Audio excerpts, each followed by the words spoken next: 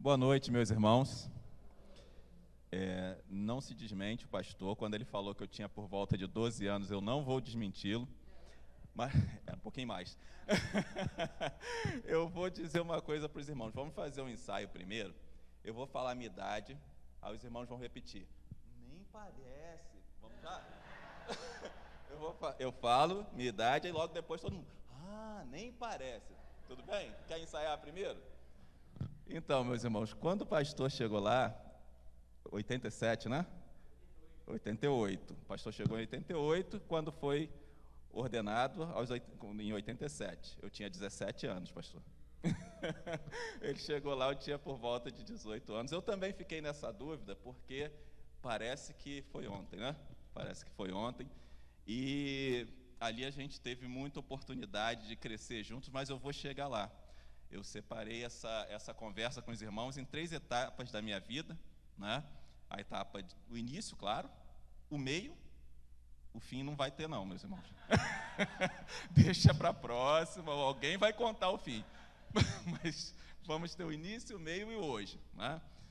E Deus tem abençoado muito a nossa família, como o pastor falou, somos 4 irmãos, né? A minha irmã mais velha, a Níris, o Nelson, o Nilson, Neuzi é o nome do pai, e eu não entendo até hoje por que ele não botou esse nome em qualquer um dos 3 antes, né? Porque a Níris encaixava também, Neuzi é unissex, as pessoas, quando fala Neuzi, as pessoas ficam assim, não sabem muito bem, às vezes ligam para minha casa e perguntam, posso falar com a dona Neuzi? Aí eu digo, pode falar ela, aí a pessoa fica, né? Não sabe bem de... E assim vai. Mas podia ser qualquer um deles, mas sobrou para mim, eu sou o último dos 4, né? Sou o caçulinha. E também ali eu cresci, né? Eu fui uma criança muito extrovertida, eu era muito animado, vinha para frente falar versículo, não tinha problema. Aí, lá pelos 8, 9 anos, eu não sei o que aconteceu, fiquei meio tímido. E essa timidez foi até mais ou menos 15, 16, e aí foi quando o pastor chegou, a timidez foi embora, porque não tinha como. Quem é jovem, adolescente com ele, sabe que não dá, né? Cria muita oportunidade para a gente trabalhar, para a gente falar.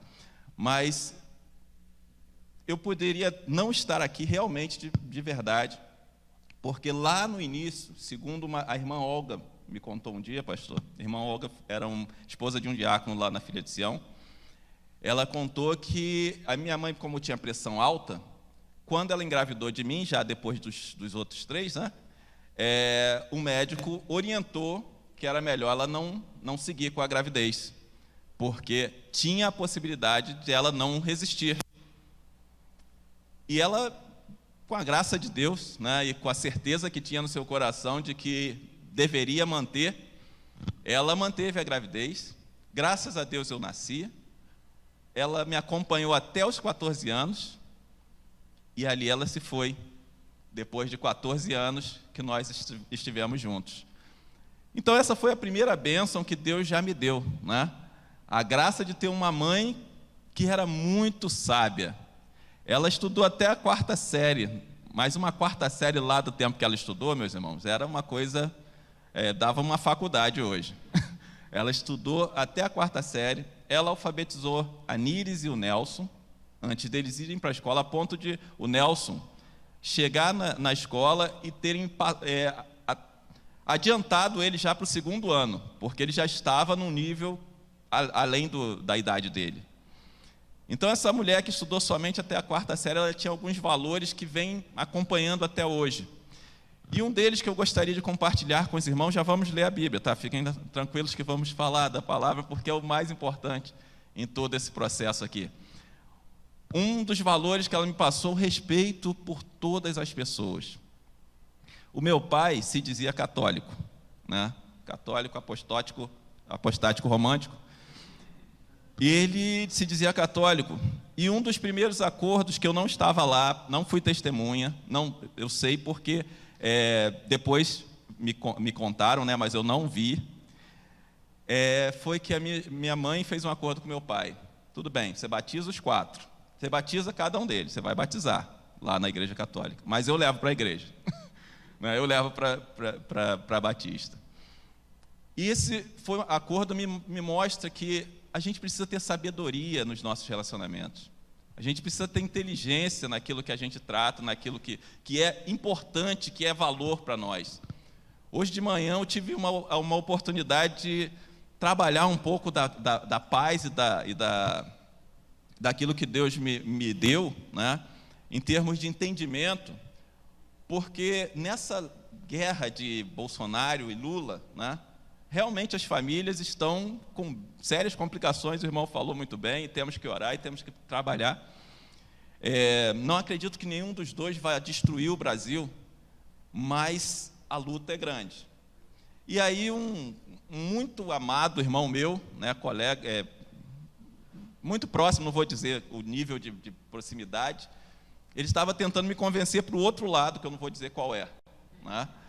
Me convencer para o outro lado, e passou a manhã listando os motivos para eu ir para o outro lado. Eu falo, meu irmão, vamos falar de coisa boa. Você vai lá na igreja ouvir eu pregar? Olha, meu filho está no colégio naval, vamos falar de coisa boa. Eu não queria entrar nesse assunto, porque eu tinha certeza que a gente ia entrar numa guerra. E não é isso, a gente não está aqui para a guerra, tem que ter sabedoria nos nossos relacionamentos, sabedoria naquilo que a gente leva, naquilo que a gente conversa, naquilo que a gente faz, naquilo até que a gente fala, né? Dizer que o outro é do diabo, meu irmão, cuidado com isso, porque há poder em suas palavras. Segura isso, pede a Deus por ele, pede a Deus, clama por ele para que ele seja liberto, mas não fala que ele é do diabo, não. E nessa sabedoria também, além desse acordo que a minha mãe teve com meu pai, que me permitiu saber que eu nunca ia morrer pagão, né? Porque eu fui batizado lá na escola. Brincadeira, meus irmãos, calma. Mas esse foi um primeiro acordo. O meu melhor amigo de infância, a família dele tocava tambor lá assim, a nossa casa, nós moramos, cresci na Nova Brasília, então minha casa era de fundos. Para passar para a rua, eu passava na casa dele, quase na frente da casa dele. E eles eram, eu não vou falar candomblé não, porque eles batiam um tambor mais forte do que esse, né? E, às vezes, sexta-feira, a gente estava em casa, e o tambor tocando lá e batendo, mas eu vou te dizer, o meu melhor amigo era dessa casa, e a minha mãe nunca disse, não entra nessa casa, ela nunca falou, não come nessa casa, ela nunca me impediu de ter amizade com esse rapaz, e tenho certeza que a mãe dele também nunca falou, não vai lá na casa deles, não entra nessa casa, não quero você com ele. Nunca isso aconteceu. Respeito e sabedoria. Porque essa sabedoria mantém essa amizade até hoje. E se em algum momento a nossa família pôde influenciar essa família, não era brigando, não era impedindo de estar junto que a gente ia fazer isso. Então, esse ponto da nossa trajetória, né? Esse começo da trajetória, Deus foi criando, Deus foi dando oportunidade da minha base, né? De respeito, de amor pelo outro, de carinho pelas pessoas, de entender que quem está... Eu outro dia preguei lá na igreja, falando, eu não acho no Novo Testamento, não acho nos 4 evangelhos, um momento que Jesus tenha sido agressivo com alguém que não tenha sido alguém que já estava dentro de casa. Ou seja, alguém que era religioso, alguém que se dizia de Deus. Pode procurar, se era um cego, se era uma pessoa que estava sofrendo, se era uma pessoa que procurava ele pela madrugada, ele não era agressivo. Mas lá no templo, que era a casa do Pai, ele realmente fez acontecer. Mas somente com aqueles que eram de dentro da casa. Então, meu irmão, lambada vem, mas só para você. Não é para você sair por aí distribuindo lambada para os outros, não, porque lá fora nós temos que ser amorosos. Nós temos que ter carinho com as pessoas. Então, para vocês não pensarem que eu não vou ler a Bíblia, um outro ponto que a minha mãe me passou muito nessa primeira etapa da vida, e olha só, meus irmãos, já há algum tempo eu não anoto o que eu vou falar, né? Eu medito bastante, mas eu não anoto. E eu queria começar não pelo Salmo 46, que é o tema da nossa, é onde a gente vai focar a nossa mensagem, mas por Apocalipse, capítulo 22, versículos de 1 a 4. Na verdade, de 1 a 5. E esse aí é só um lembretezinho, tá? No final, se eu esquecer de voltar nesse pedacinho, vocês me lembram. Ô, Neuzi, olha Apocalipse. Alguém aqui já teve medo de Apocalipse, como eu tive? Não. Né? Rapaz, no meu tempo, pastor, Ailton, no tempo lá, quando falava, esse trimestre a juventude vai estudar Apocalipse. Apocalipse. Aí era um rebuliço, era um medo, era aquela, né? A igreja ficava assim, meio escura, o negócio. E com o passar dos anos, eu fui entendendo o quanto esse livro é um livro de esperança. E eu passei a lê-lo com outro viés, outra visão, a visão da esperança. E olha esse texto, meus irmãos. O anjo também me mostrou o rio da água da vida. Rio da água da vida. Vocês vão ver, vai falar de rio lá em Salmo 46 também. O anjo também me mostrou o rio da água da vida, brilhante como cristal, que sai do trono de Deus e do Cordeiro, e que passa no meio da rua principal da cidade. Em cada lado do rio está a árvore da vida, que dá 12 frutas por ano, isto é, 1 por mês. E as suas folhas servem para curar as nações. E não haverá na cidade nada que esteja debaixo da maldição de Deus. O trono de Deus e do Cordeiro estará na cidade, e os seus servos o adorarão. Verão o seu rosto, e na testa terão escrito o nome de Deus. Ali não haverá mais noite, e não precisarão nem da luz dos candelabros, nem da luz do sol, pois o Senhor, Deus, brilhará sobre eles, e reinarão para todo sempre. A gente vai falar de vencer na vida, né? Vencendo na vida.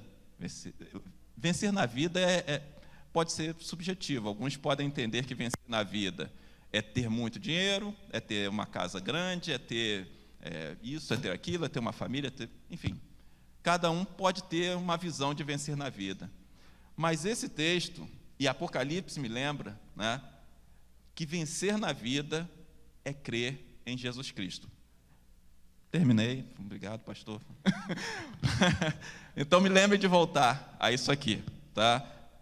Vencer na vida é crer em Jesus Cristo. E aí, voltando lá para a minha infância, minha mãe tinha um costume de recitar os capítulos de Salmo e fazia nós decorarmos alguns deles, né? Com o tempo eu fui ficando só com os primeiros versículos. Deus é o nosso refúgio, fortaleza, socorro bem presente na angústia, aquele que habita no esconderijo do Altíssimo. É qual esse? Salmo? Quase isso. Quem falou 91, acertou. 91 e outros, né? E ela declamava esses salmos para a gente dentro de casa. Ela declamava esses salmos, e esse é um dos que eu lembrava que ela falava muitas vezes. Porque nós crescemos, como eu falei, na favela de Nova Brasília. Falei que perdi minha mãe aos 14, mas eu perdi meu pai de 6 para 7 anos. E com 4 filhos, Dona Maria Helena, ela teve que se reinventar para manter essas crianças. Quando minha mãe faleceu, a Níris tinha 21. Então, 7 anos antes, quando meu pai faleceu, ela tinha 14 anos ainda. Então, a mais velha tinha 14. Daí para baixo, são em torno de 3 a 2 anos para baixo, né? Então, eu tinha 6, 14. E no meio tinha o Nelson e o Nilson, que não precisa contar, não. Mas, pense que, nessa situação, a Dona Maria Helena tinha um objetivo ali. Eu vou manter meus filhos perto do que interessa. E ela recitava versículos bíblicos para nós, ela recitava, fazia culto doméstico. Minha mãe tinha um medo muito grande de trovoada, de relâmpago, a ponto de a nossa casa tinha telhado, mas na chuva não funcionava muito, porque tinha muita goteira. E às vezes a gente ficava embaixo da mesa, principalmente por causa do relâmpago, que ela tinha medo mesmo, E ali a gente cantava, ó mestre, o mar se revolta. E aí ela ia cantando e falando versículos para a gente. E isso foi também algo que foi gravando na minha vida, que foi marcando a minha vida, e que foi servindo para que quando eu chegasse no momento que fosse necessário, essas coisas estivessem muito bem presas ao meu coração e à minha alma, né? E esse capítulo é um deles porque por muitas vezes nós passamos por dificuldades, e ela falava assim: Deus é o nosso refúgio e fortaleza. Socorro, aqui fala socorro que não falta, mas ela falava socorro bem presente, que era o texto lá de trás, né? Socorro bem presente na angústia. Por isso não teremos medo, ainda que a terra seja abalada e as montanhas caiam nas profundezas do oceano. Não teremos medo, ainda que os mares se agitem e rujam os montes e os montes tremam violentamente. Há um rio que alegra a cidade de Deus, a casa sagrada do Altíssimo. Lembra do rio lá de Apocalipse? Tem rio aqui também. Deus vive nessa cidade e ela nunca será destruída. De manhã, bem cedo, Deus a ajudará. As nações ficaram apavoradas, os reinos são abalados, Deus troveja e a paz se desfaz. O Senhor Todo-Poderoso está ao nosso lado, o Deus de Jacó é o nosso refúgio. Venham, vejam o que o Senhor tem feito, vejam que coisas espantosas Ele tem feito na terra. Ele acaba com as guerras do mundo inteiro, quebra os arcos, despedaça as lanças e destrói os escudos no fogo. Ele diz: parem de lutar e fiquem sabendo que eu sou Deus. Eu sou o Rei das nações, o Rei do mundo inteiro. Me perdoa, mas vou falar no texto antigo também. Aquietai-vos e sabei que eu sou Deus. Serei exaltado entre as nações, serei exaltado sobre a terra. O Senhor dos exércitos está conosco, o Deus de Jacó é o nosso refúgio. Esse texto, ele tem 3 fases aí, e eu gostaria de justamente unir essas fases às fases que eu quero contar aqui da minha vida. Então, já falei um pouquinho do começo, né? E de quanto Deus foi refúgio e fortaleza. Refúgio, você pensa, quando fala refúgio, você pensa em perigo, né? Você está em perigo, você está fugindo de alguma coisa, você está se abrigando de alguma coisa.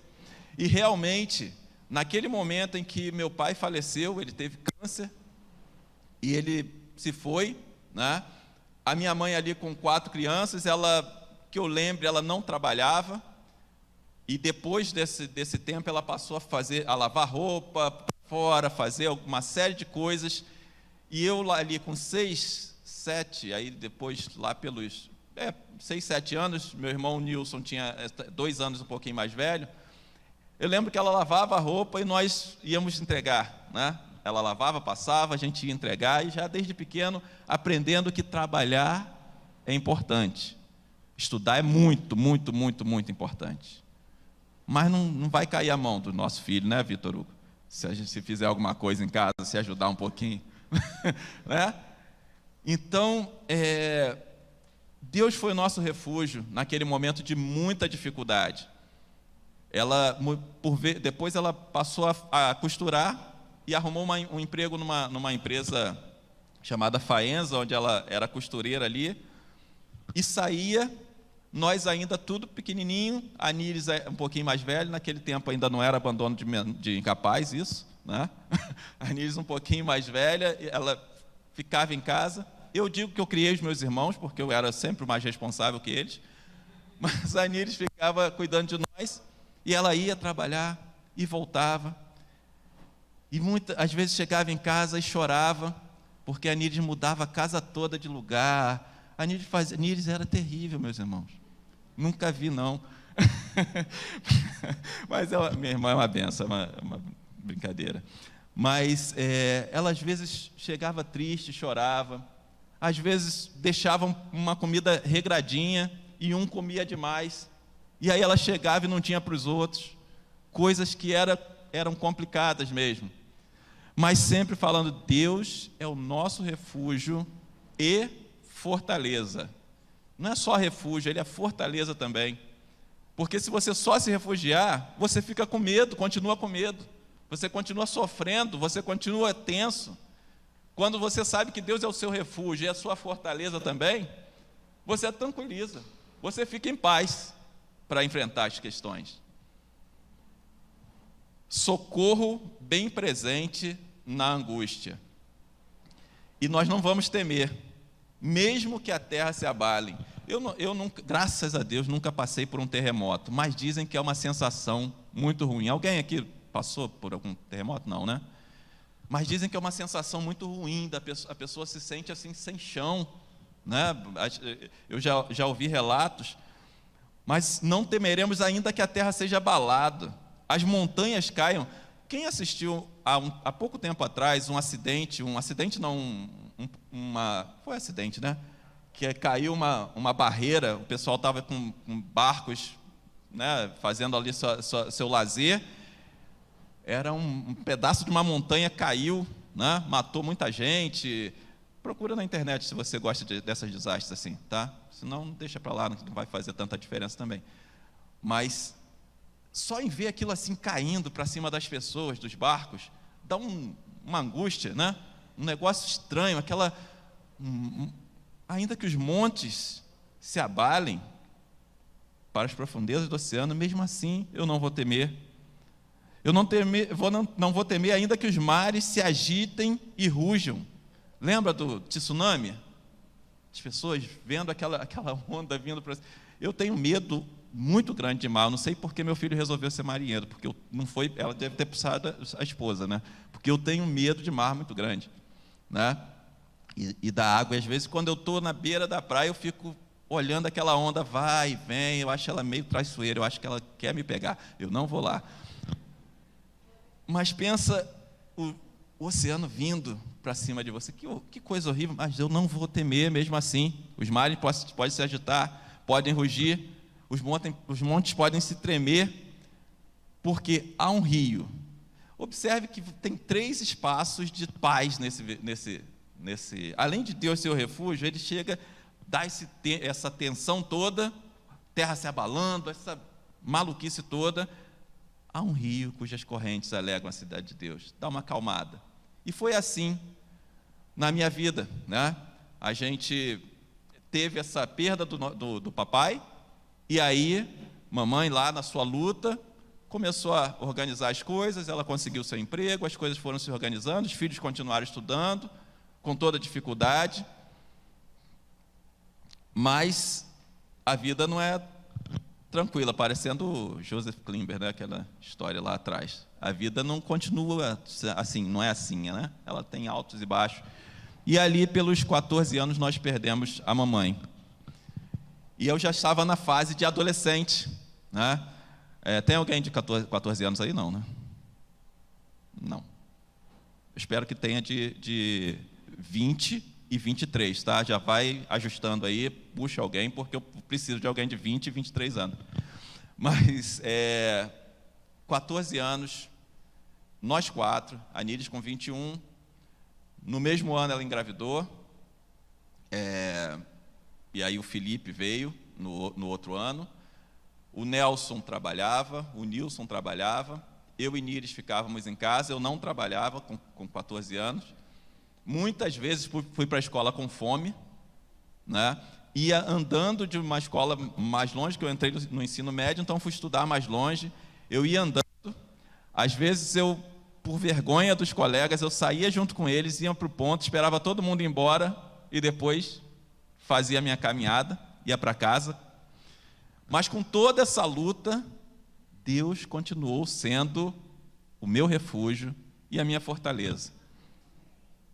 E nessa etapa da vida foi quando eu comecei a assumir coisas na igreja. Meus irmãos, agora eu vou falar da minha primeira faculdade. Minha primeira faculdade foi dentro de um templo como esse, né? Tive um líder chamado Pedro Alves, doido toda a vida, né, pastor? Deu trabalho toda a vida, né? Mas foi meu líder e foi a pessoa que me colocou para pregar a primeira vez na igreja. Graças a Deus ele colocou a mim junto com o Nilson, que é meu irmão um pouquinho mais velho. Porque nós escolhemos o texto de Efésios 6, né? Da armadura de Deus. Meus irmãos, eu não sei o que eu falei, porque chegou no momento que eu abaixei a cabeça e falei, meu Deus do céu, o que eu estou falando, que eu não sei mais onde eu estou. Aí veio o Nilson e salvou a mensagem, porque ele já tinha, Nilson é o pastor da nossa família, né? E ele já tinha essa facilidade de falar, e aí ele salvou e trouxe as palavras. E ali eu poderia ter falado, eu não sei pregar, eu não vou lá na frente nunca mais. Mas Deus abençoa, né? Os irmãos entendem. Eu acho que os irmãos já ouviram mensagens aqui, que o irmão foi para casa orando, né, pelo jovenzinho, falando, Senhor, tem misericórdia. Manda ele cantar, porque pregar não vai dar, não. Mas Deus abençoou. E hoje eu estou aqui falando para os irmãos, e alguns estão até prestando atenção. Olha que bacana. Isso é muito legal, né? É a bênção de Deus. Mas foi ali, aprendendo. Lembro que uma das poucas fotos que eu tenho com a minha mãe, ela comigo no colo, cantando no coro. E esse gosto por coro também veio para mim. Eu cantei no coro jovem muito tempo. E Deus foi abençoando, fui crescendo. Logo aos 15 anos consegui meu emprego e fui trabalhando. Mas a faculdade mesmo foi na igreja.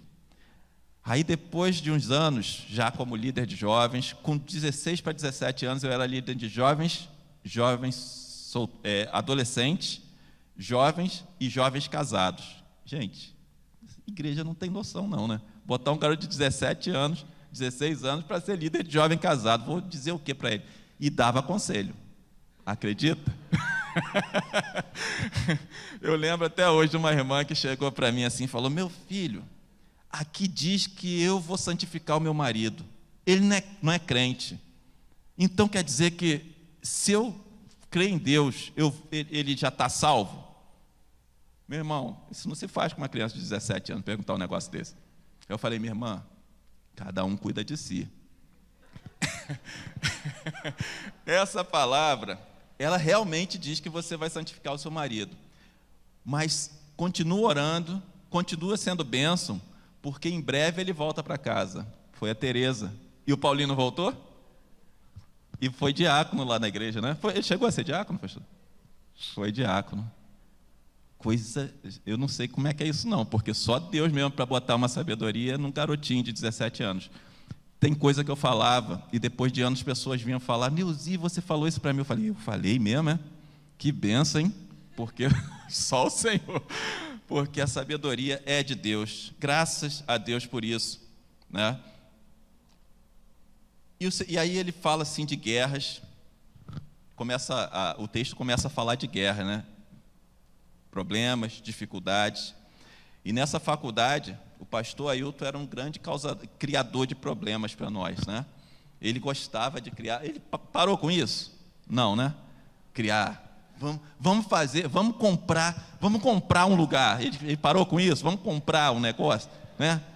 Vamos fazer um congresso que ninguém mais pode fazer, só nós podemos fazer. Ele não parou com isso não, né? Então, lá na juventude, pastor Ailton chegou, garoto, Simone, menininha, né? Esses dois bonitões aí. Aí chegaram lá, cheio de animação, primeiro ministério, vamos fazer congresso. Vamos fazer congresso de jovens, que essa igreja precisa de um congresso de jovens. E vamos começar por baixo, vamos trazer o Prisma. Prisma era o grupo, assim, top do top daquela época. Hoje não tenho referência para dizer, vamos trazer qual grupo. Hoje eu não porque isso mudou bastante, né? Mas eu não consigo pensar assim, qual grupo hoje que seria para trazer, que trouxesse tanta dificuldade. E nós acertamos, não sei se o pastor lembra, nós acertamos de trazê-los junto com uma outra igreja. A outra igreja ficaria no sábado com o Prisma, e nós ficaríamos no domingo com o Prisma lá na nossa igreja. E aí assumimos isso, pouco tempo depois, aquela igreja disse, olha, nós não vamos participar não, para nós é demais, não vai dar. E aí o pastor reuniu a liderança. Kátia, você já era líder também, né? Depois eu vou falar dessa paradinha aí de liderar, de estar junto e tal, reunião, muitas reuniões, isso é uma bênção para casar. Mas aí o pastor veio para a gente na reunião, vocês acham que ele queria desistir? mas falou para a gente: olha, meus irmãos, vocês é que sabem. Essa mãozona assim, né? Irmão Neuzi, você decide. Vocês é que sabem. Mas eu acho que dá. A gente, tudo garoto, duro igual um coco, coitado do Paulinho, né? Apesar dele não estar próximo, mas ele era o único que tinha carro ali, um dos poucos que tinha carro, e a gente usava ele para todas as coisas dentro da igreja. Meu irmão, coloca teu bem para a juventude usar, hein? Não dá mole não, deixa eles levarem. Não, leva eles, não deixa eles levarem não. E ali a gente começou nós vamos fazer. E foi um período de muita luta. A gente recebeu caixas e mais caixas de LP, disco de vinil, uma quantidade enorme. Por que eu estou falando que isso é uma faculdade? Porque você administrar conflitos, administrar toda essa questão de dinheiro, que eu não sei nem quanto, pastor, não lembro quanto foi, mas para aquela época e para nós que éramos duros, igual coco, foi muito dinheiro. E vendemos todos os LPs. Coitados dos irmãos que não podiam, a gente não podia ver um irmãozinho que leva um LP, leva um CD do Prisma. E não era só do Prisma, porque nós levamos também Consagração, Rágios. Eu acho que Consagração era o único que tinha discos. O Rágios ainda não tinha, né? E mais outro grupo que eu não Jabacor também não tinha, acho que tinha, não sei. Eu sei que era disco para todo tipo, para todo gosto. Vendemos tudo, fizemos salgadinhos. As irmãs são bênção demais na nossa vida. Fizeram salgadinho não só para o congresso, mas lá na frente no meu casamento eles também fizeram salgadinho para o nosso casamento. Mas abençoar, a igreja assumiu aquilo ali e nós trouxemos um grande grupo. Nós trouxemos, foi o pastor não tem limite. Ele falou: vai encher a igreja. Tá bom, pastor, que bênção. Vamos botar um telão lá fora. Botamos um telão lá fora e foi bom, porque realmente a igreja não comportou. E lá fora ficou bastante gente. E nós conseguimos, graças a Deus, entregar esse congresso. Se não me engano, foi o Tire a Máscara, Venha Viver. Tire a máscara, venha viver. Meus irmãos, olha que tema. Tire a máscara, venha viver. Foi ali por perto do carnaval. Para os irmãos entenderem o impacto disso na sociedade ali, nós recebemos carta de uma pessoa que falou: que história é essa de você dizer que eu sou mascarado? Olha, a pessoa mandou uma carta para nós reclamando do tema. Acho que o pastor Ailton procurou ele depois e foi e se aproximou para ver o impacto que uma juventude bem empolgada, bem estimulada, pode fazer na igreja. E às vezes a gente fica... Hoje eu tenho 52 anos, eu esqueci de falar a idade. Agora, fala.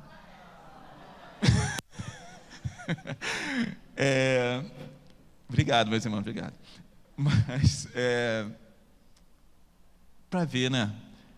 Com 17 anos, 18, a gente ali trabalhando e fazendo. Não tinha ninguém muito mais velho, não. A Carla e o Alexandre eram da mesma idade, Kátia. Era um grupo de 6 ou 7 jovens que lideravam. E os outros que apareciam quando o negócio esquentava, né? Quando ficava bom. Mas Deus abençoou. E ali foi a nossa primeira faculdade. Não só esse foi um dos congressos. Depois nós fizemos mais uns 2, fora os outros eventos. Eu fui secretário da igreja, fui tesoureiro, eu só não fui vice-presidente, porque o pastor achou que era demais, né, pastor? Mas participei muito da diretoria da igreja, e Deus foi me ensinando coisas ali. Faculdade mesmo, lá fora, eu fui fazer de comunicação com 32 anos. Mas antes, eu casei com Kátia. Tá? Kátia era líder dos jovens junto com a gente. E do nosso grupo de mais ou menos 7, saíram 2 casamentos. Eu e Kátia, e Carla e Alexandre. Né?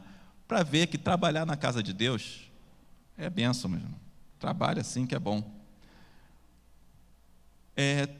Tem um versículo que diz assim, e que sempre me lembra. Eu vou parar de falar, Kátia. Ela briga comigo quando eu chego em casa. Tem um versículo que também eu usava muito naquela época, quando a coisa ficava muito difícil, e o pastor Ailton nos estimulava a ir além. E aí, Prisma vem, mas está faltando isso, está faltando aquilo, tem que comprar aquilo outro. Uma frase que vinha à minha mente era: Deus proverá. E a outra é esse versículo aqui, 10. Aquietai-vos e sabei que eu sou Deus. Eu lembro na Bíblia, assim, no mínimo, dois momentos para a confiança em Deus, que é: por que clamas a mim? Dize aos filhos de Israel que marchem. Quando o povo de Israel estava ali em frente ao mar, Moisés falou: espera aí que eu vou. O pessoal do Egito vindo atrás, Faraó, Moisés falou: espera aí que eu vou. Estou falando muito, pastor? Não, né? Espera aí que eu vou orar. Aí Moisés foi lá orar. Por que clamas a mim? Diz ao povo de Israel que marche. Está na hora de trabalhar, não está na hora de orar. Está na hora de fazer. Mas tem horas que Deus fala assim: aquietai-vos e sabei que eu sou Deus. Qual é a tua hora agora, meu irmão? É a hora de agir ou é a hora de esperar? De dar um tempinho? De se aquietar e saber que o Senhor é Deus, que Ele é exaltado entre as nações e que Ele é exaltado sobre toda a terra. Qual o teu momento agora?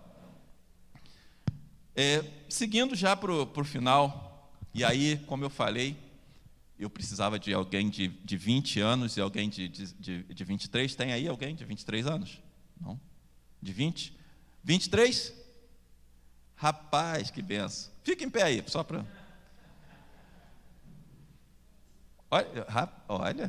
Olha a carinha desse menino.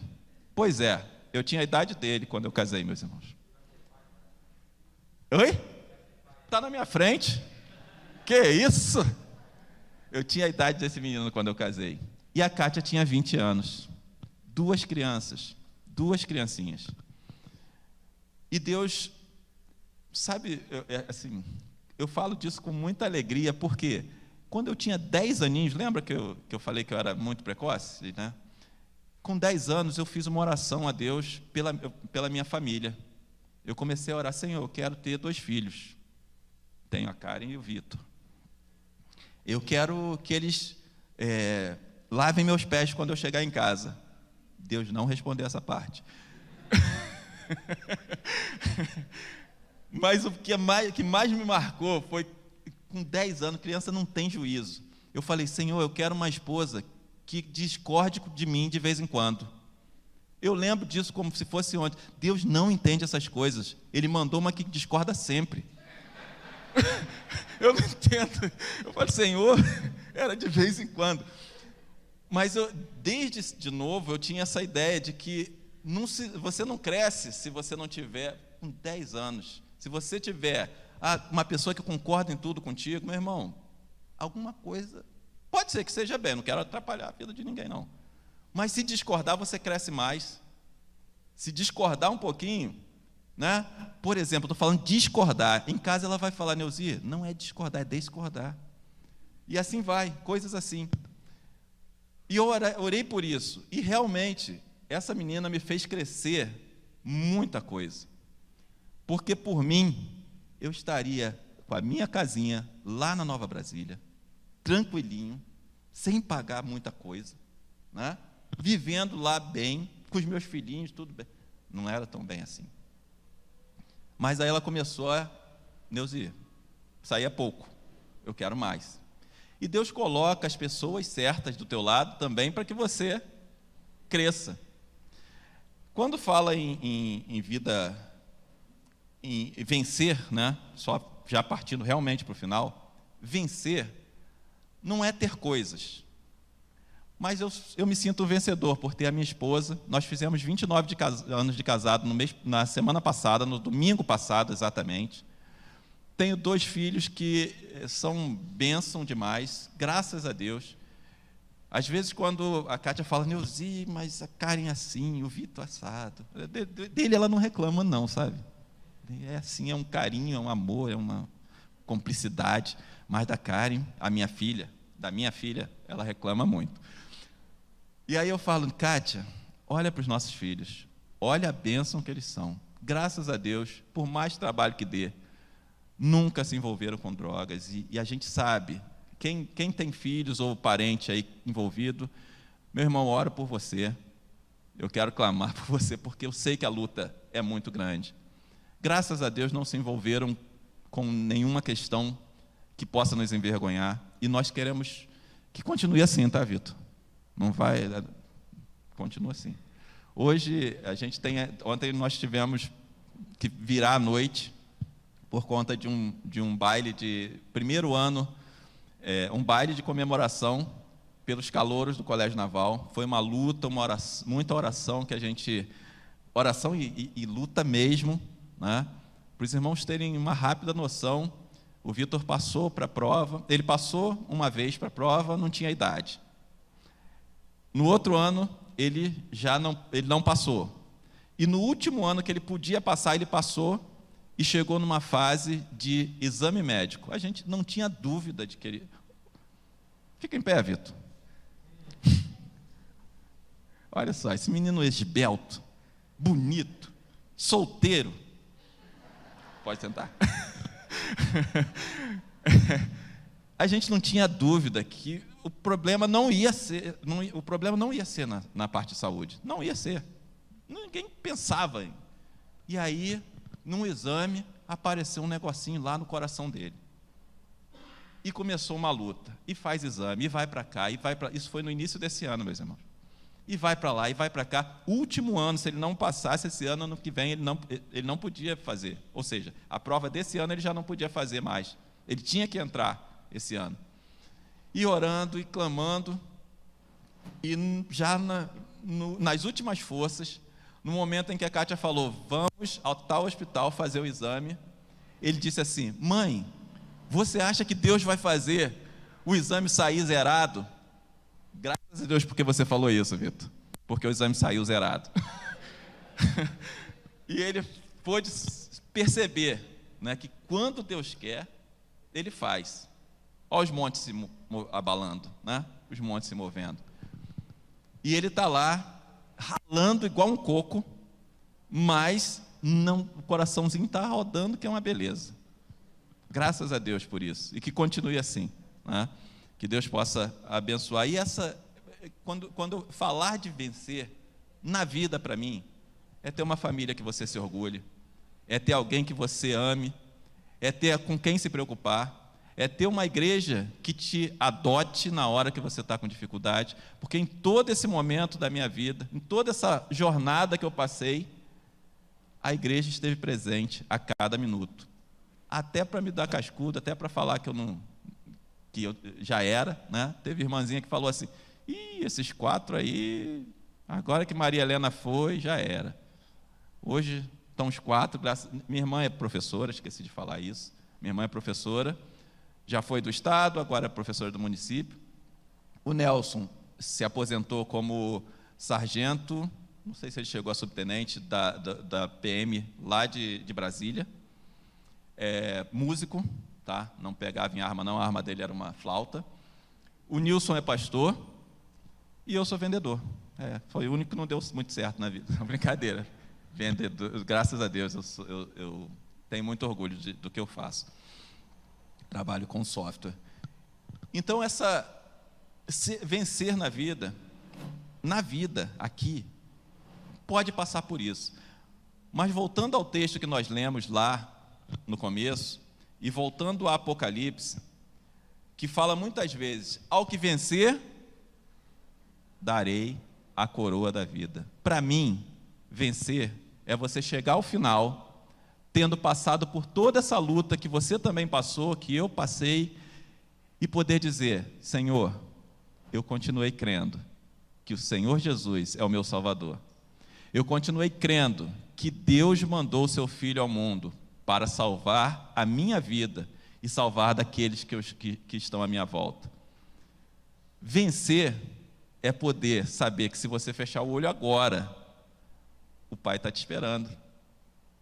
O Senhor está com os braços abertos, aguardando você.